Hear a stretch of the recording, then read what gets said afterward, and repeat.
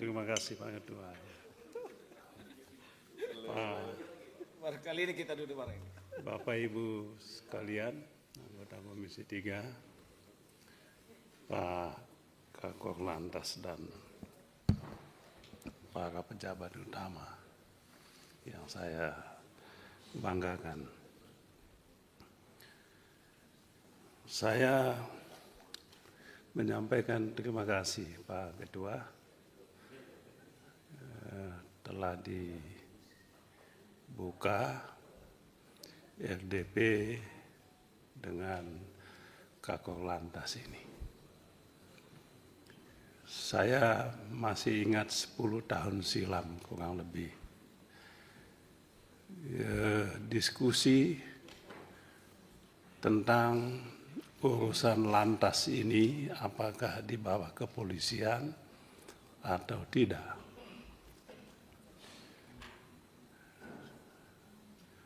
Ada pandangan urusan lantas ini bukan urusan penegakan hukum. Bikin STNK itu bukan urusan hukum. Tapi kecelakaan lalu lintas itu ya ada urusan yang bersinggungan dengan hukum. Oleh sebab itu pada saat itu kuat usulan supaya urusan lantas ini jangan di bawah kepolisian, tapi di bawah Kementerian Perhubungan. Dan memang banyak di negara lain urusan lantas ini urusan di luar kepolisian ini. Tapi situasi pada saat itu membuatnya urusan lantas ini tetap di bawah kepolisian. Ini saya sampaikan kepada kita semua supaya jas merah, kata Bung Karno, Presiden pertama, jas merah. Artinya jangan sekali-sekali melupakan sejarah. Ya kadangkala ya kalau kita yang tidak ada lagi ya mungkin. Tapi kebetulan saya masih ada dan saya menjadi saksi utama soal ini. Ya, bagaimana perjalanan setelah sekian puluh tahun, sekian belas tahun soal lantas ini. Juga kuat pandangan bahwa jangan dibebani urusan mencari nafkah, mengumpulkan pendapatan PNBP di lantas ini. Kalau itu isunya maka kembali lagi jangan dibawa kepolisian. Ya tentu menerbitkan BPKB, STNK ada hubungannya dengan itu. Jadi setelah sekian tahun ini kita tidak salah kalau dilakukan evaluasi dan melakukan perubahan. Kalau nanti undang-undang kepolisian jadi diajukan dan dibahas, saya rasa itu kesempatan kita untuk menegaskan di situ supaya urusan yang berkaitan dengan lantas ini dikeluarkan dari urusan kepolisian. Terlalu banyak urusan polisi. Jangan dibebani dengan tugas-tugas semacam ini. Jadi tugas kepolisian itu sangat banyak. Tugas utama kepolisian adalah penegakan hukum. Melindungi, menjaga ketertiban. Kalau nanti undang-undang itu dibuat, kami mengusulkan supaya urusan ini dikeluarkan dari tanggung jawab kepolisian. Biarkanlah institusi kepolisian menjadi institusi penegakan hukum, bukan institusi untuk urus STNK, urus SIM, urus BPKB. Itu satu. Yang kedua,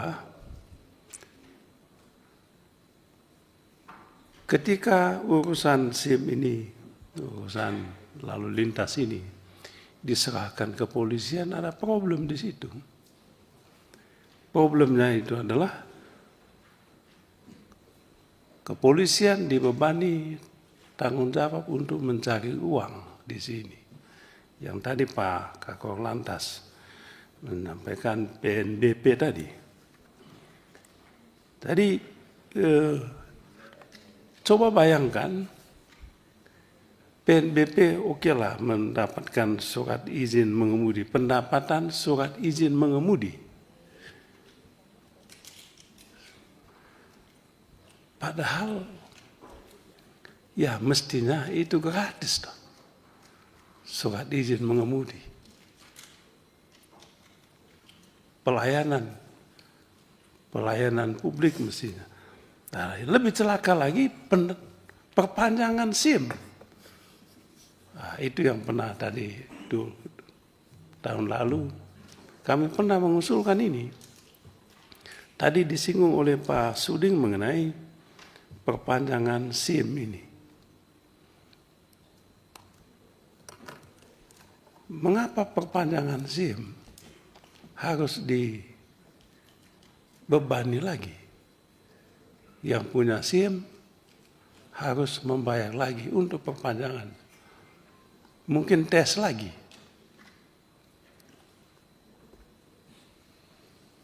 Nah, yang ada di lembaga lain juga ada tenaga dokter, perawat juga memperpanjang surat izin ini.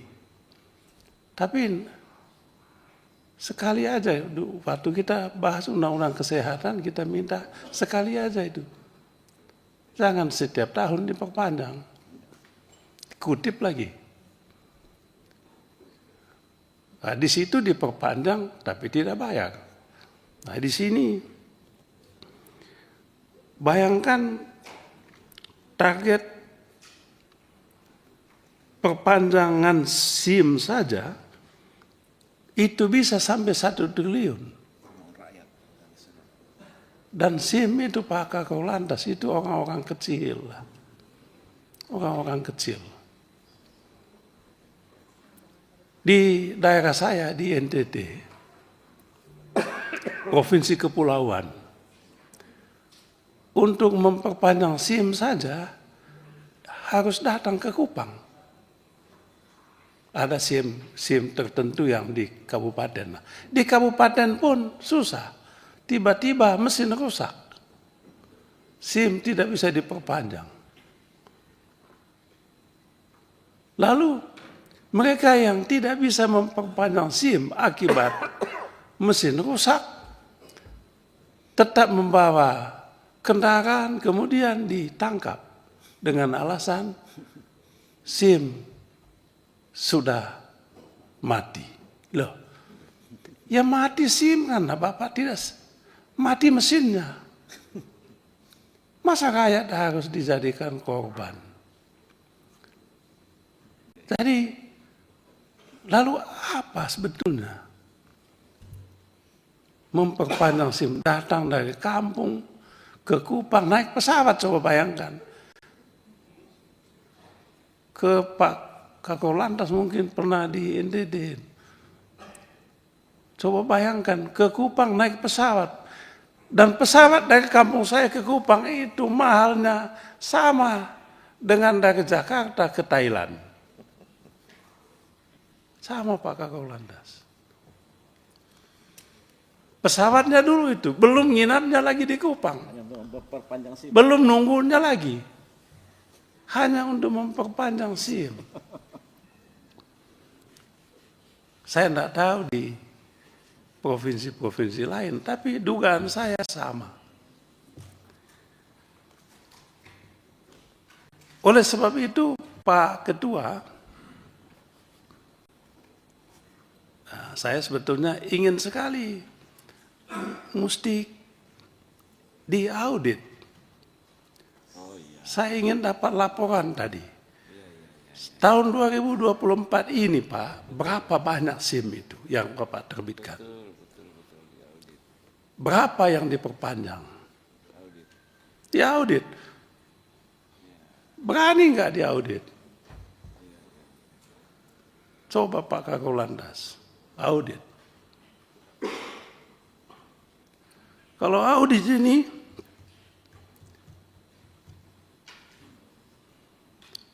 belum lagi audit nanti perusahaan yang mencetak itu, mencetak SIM itu. Belum lagi urusan memperpanjang STNK. Kalau perpanjang STNK itu platnya wajib diganti lagi dan dibayar lagi Pak Kakor Lantas. Saya punya mobil di rumah, mobil lama. Saya belum pernah beli mobil baru. Udah 10 tahun. 2014 saya beli mobil. TNKB-nya masih bagus, ganti lagi. Tapi setiap tahun ganti STNK, itu platnya wajib diganti. Saya tanya loh, kan platnya masih bagus. Iya Pak, harus diganti. Dan kalau diganti, mesti dibayar lagi. Untung besar itu pengusaha yang bikin plat ini. Untung besar itu Pak. Jadi bagilah sama pemerintah. Lalu plat tadi jadi sampah di rumah. Mau dibuang kemana sampah ini? Jadi pengusaha yang menerbitkan ini, yang bikin, saya udah hitung itu Pak, coba bayangkan. Pak Kakor Lantas, berapa STNK yang diperpanjang setiap tahun? Berapa plat? Kali bagi, berapa itu? Ya itu yang tadi Pak Habib saya bilang jas merah. TNKB khusus lagi. Belum ada yang khusus-khusus lagi. Iya, TNKB khusus. Itu harganya. Jadi persoalan kita soal Lantas ini, kalau mau lebih dalam sedikit, lebih terbuka, bukan soal ya ini sih bolehlah. Tapi soal kita adalah soal ini, tata kelola. Tata kelola. Ya, oleh sebab itu, kami tetap punya pandangan bahwa soal SIM dan STNK ini perpanjangan itu soal fungsi pelayanan. Tidak perlu Pak. Perpanjang SIM itu oke lah perpanjang SIM, tapi pakai mesin aja perpanjang SIM. Kalau toh mau itu. Register aja. Tidak perlu dibayar. Tidak perlu lagi dibayar. SIM ini Pak orang-orang kecil. Orang-orang kecil. Nah, oleh sebab itu Pak Ketua, saya mengusulkan supaya dimasukkan dalam kesimpulan rapat. Minta kepada Kapolri supaya Perpanjangan SIM STNK. perpanjangan STNK, SIM, TNKB. perpanjangan SIM, STNK, TNKB. apalagi TNKB. TNKB. dihapuskan mulai tahun anggaran 2025 ini. Oke lah yang sudah lewat, dilewat. Yang kedua, masukkan di dalam kesimpulan, diaudit. Panggil pengusahanya. Panggil pengusahanya. Pengadaan mobil. Sama juga dengan kena roda 4, roda 2, mobil juga. Panggil itu. Betul nggak sekian jumlahnya? Sesuai dengan speknya tidak. Nah ini kalau kita mau serius Pak Ketua, menurut saya nggak usah kita ngomong yang lain-lain. Saya punya kapoksi tadi, ketua tadi udah bagus, orang meninggal di jalan raya, oke lah itu. Nah, tapi yang jauh lebih penting adalah ini. Bikin orang meninggal pelan-pelan adalah ini. Ya. Jadi Pak Ketua, sekali lagi saya mengusulkan untuk dimasukkan dalam kesimpulan 2 soal penting ini. Soal penting yang pertama, hapus perpanjangan SIM dan STNK. Yang kedua, lakukan audit. Kesimpulan kedua yang penting lagi, audit. Almatsus dan Sarpas. Panggil itu pengusahanya. Berani nggak? Itulah Nataru yang sebenarnya. Natal dan Tahun Baru. Supaya tertib semua ya. Tahun lama, tahun lama kita tinggalkan. Gini, dengan Tahun Baru. Ini nanti Sekian dan terima kasih Pak. Ya. Beliau sudah paham. Waktunya kita bagi. Jadi biar ini kita sudah paham niatnya beliau sudah kita